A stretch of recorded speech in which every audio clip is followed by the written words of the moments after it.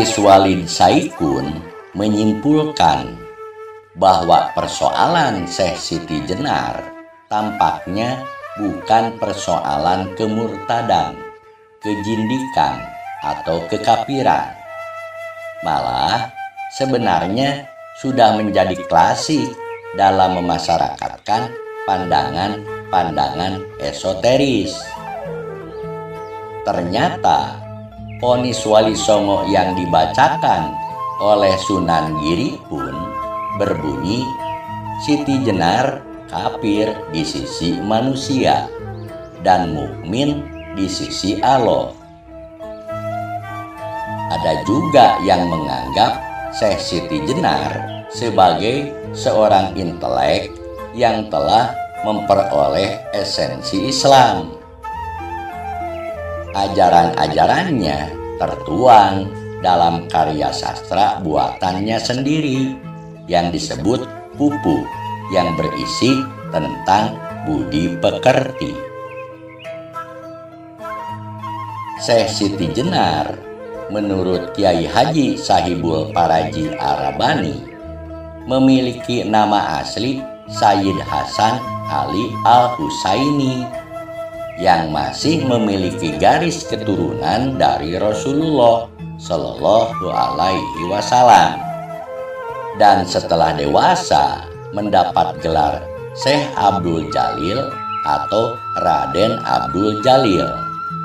Kemudian saat berdakwah di Demak dan Caruban Tenggara, ia pun mendapat beberapa julukan sebagai Syekh Siti Jenar, Syekh Lemah Abang, Syekh Lemah Brit, dan lainnya yang belum kita ketahui. Ada beberapa asumsi mengenai julukan ini.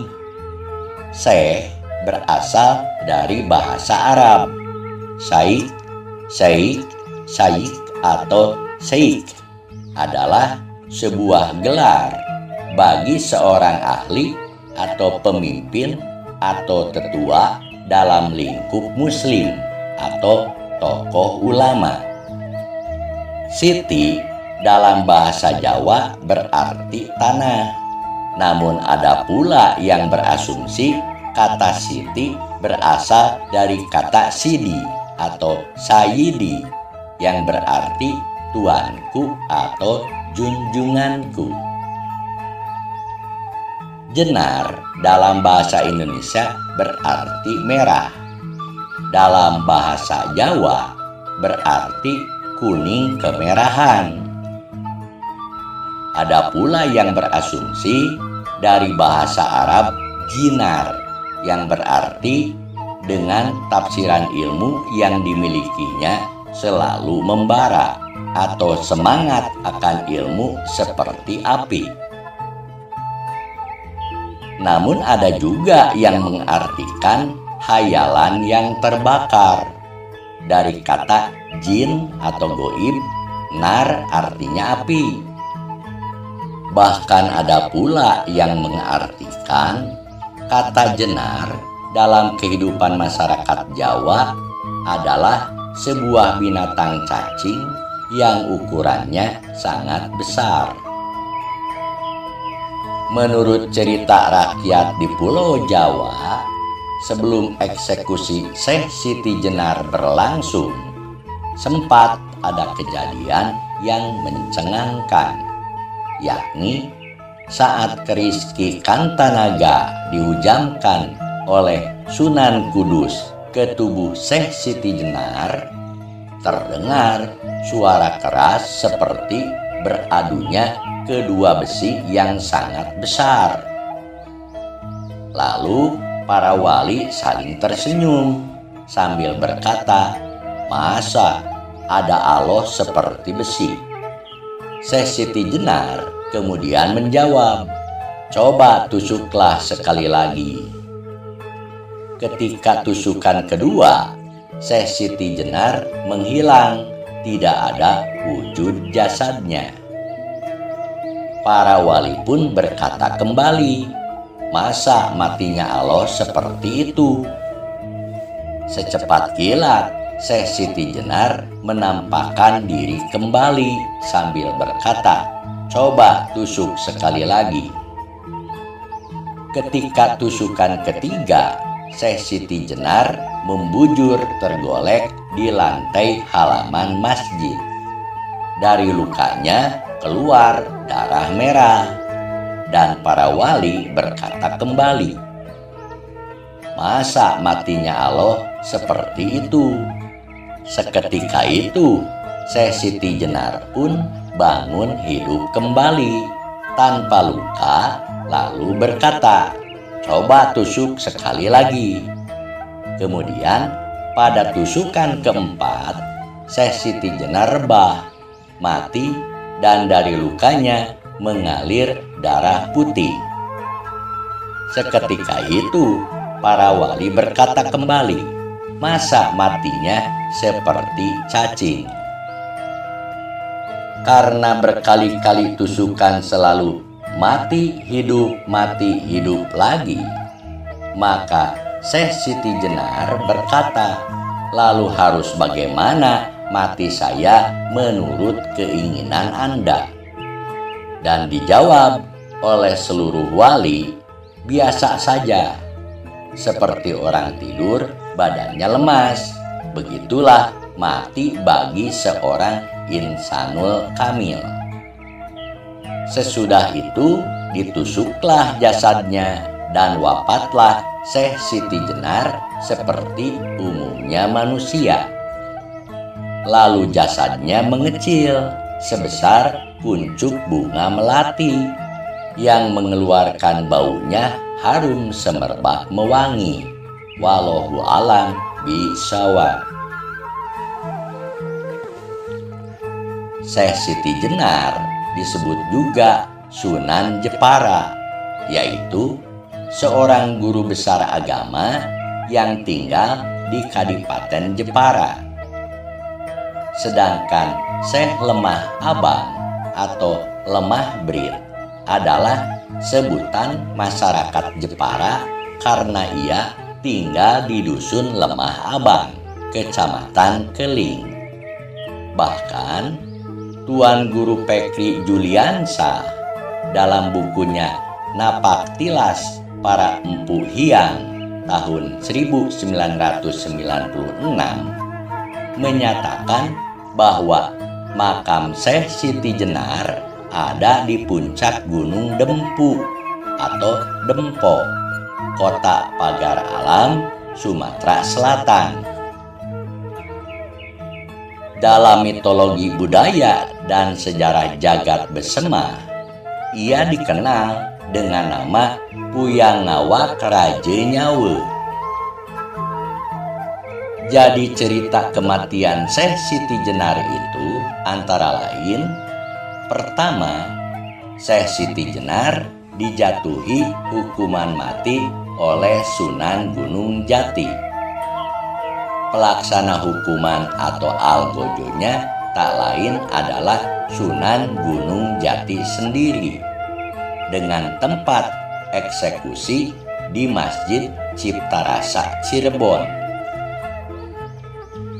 Hal ini tercantum dalam wawacan Sunan Gunung Jati pupuh ke-39 terbitan Mon Surya Atmana dan alih bahasa tahun 1994 oleh T.D. Sujana. Kedua, Syekh Siti Jenar mangkat akibat dihukum mati oleh Sultan Demak Raden Patah atas persetujuan Dewan Wali Songo yang dipimpin Sunan Bonang. Bertindak sebagai algojo waktu itu atau pelaksana hukuman pancung adalah Sunan Kalijaga. Eksekusinya berlangsung di alun-alun Kesultanan Demak. Versi ini mengacu pada buku Serat Syekh Siti Jenar Ki Sosro Wijoyo. Ketiga, Syekh Siti Jenar meninggal karena dijatuhi hukuman mati oleh Sunan Giri atas usulan Sunan Kalijaga. Dan algojo pelaksana hukuman mati tersebut adalah Sunan Gunung Jati. Keempat, dikisahkan dalam Babad Demak menyebut Syekh Siti Jenar meninggal bukan karena kemauannya sendiri atau dengan kesaktiannya dia dapat menemui ajalnya, melainkan karena dihukum mati oleh Sunan Giri sendiri. Ketika itu keris ditusukkan hingga tembus ke punggungnya dan mengucurkan darah berwarna kuning. Kelima, tercatat dalam Serat Negara Kertabumi yang disunting oleh Rahman Selendra Ningrat bahwa disebutkan vonis hukuman mati terhadap Syekh Siti Jenar dijatuhkan oleh Sunan Gunung Jati, sedangkan yang menjalankan eksekusi atau algojonya adalah Sunan Kudus selaku Panglima Demak. Keenam, Syekh Siti Jenar dijatuhi hukuman mati oleh Wali Songo. Pada saat hukuman harus dilaksanakan oleh Wali Songo, ternyata Syekh Siti Jenar justru memilih cara kematiannya sendiri dengan memohon kepada Allah Subhanahu wa Ta'ala agar diwafatkan tanpa harus dihukum mati oleh Sultan Demak maupun para sunan. Waktu itu Syekh Siti Jenar dianggap telah merusak ketentraman dan melanggar peraturan kerajaan Demak. Atas legitimasi dari Sultan Demak itulah maka diutus beberapa wali ke tempat Syekh Siti Jenar di suatu daerah bernama Desa Krenda Sawah untuk dihukum mati pada tahun 1506 Masehi. Sebelum wafat, Syekh Siti Jenar sempat berpesan kepada para dewan wali atau wali songo bahwa kelak pada suatu zaman akan ada kebo bule mata kucing. Maksudnya datangnya orang-orang bule yang naik dari lautan. Itulah yang menjadi tanda musibah kepada anak cucu masyarakat Indonesia. Jadi menurut cerita rakyat Jawa, konon Syekh Siti Jenar sempat 4 kali hidup dan 4 kali mati setelah keris Ki Kantanaga Sunan Gunung Jati menghujam tubuhnya. Kisah yang paling populer mengatakan Syekh Siti Jenar berasal dari Baghdad dengan aliran Syiah Muntadar. Dia kemudian menetap di Pengging, Jawa Timur. Suatu ketika mengajarkan agama kepada Ki Ageng Pengging atau Kebo Kenongo dan masyarakat sekitarnya. Namun, ajaran Syekh Siti Jenar tidak disetujui oleh para wali songo lantaran Syekh Siti Jenar menganggap dirinya menyatu dengan Tuhan. Memang menurut literatur ajaran Syekh Siti Jenar sangat sulit dibuat kesimpulan apapun lantaran belum pernah diketemukan ajaran tertulis yang membuktikan bahwa itu tulisan Syekh Siti Jenar, kecuali menurut para penulis yang identik sebagai penyalin yang berakibat adanya berbagai versi yang berkembang di masyarakat.